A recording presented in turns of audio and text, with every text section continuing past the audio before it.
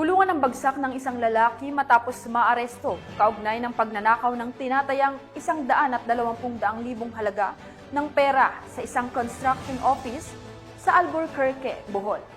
Yan ang tinutukan ni Patrolwoman Flora May Azares.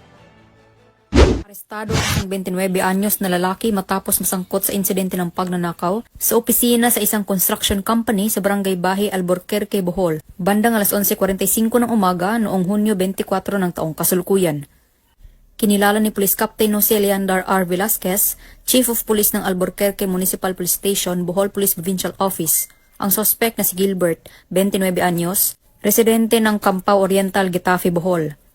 Sa inisyal na ulat, personal na nagtungo sa himpilan ng pulisya ang isang empleyado upang iulat ang pagkasira ng pinto ng opisina at pagkawala ng pera ng kanyang amo na nagkakahalaga ng 120,000 pesos. Sa isinagawang beripikasyon sa CCTV footage, positibong kinilala ang suspect na si Gilbert, dating empleyado ng kumpanya.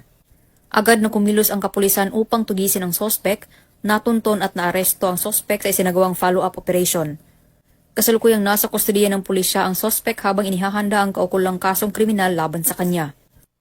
Ang matagumpay na operasyon ay patunay lamang na ang mga kapulisan ng Central Visayas ay nagpapakita ng kanilang dedikasyon sa pagsugpo ng anumang uri ng kriminalidad tungo sa isang mapayapa at ligtas na bagong Pilipinas. Mula dito sa Central Visayas, ako ang inyong PNN correspondent, Patrolwoman Flora May Azares, alagad ng batas, tagataguyod ng Balitang Pulis.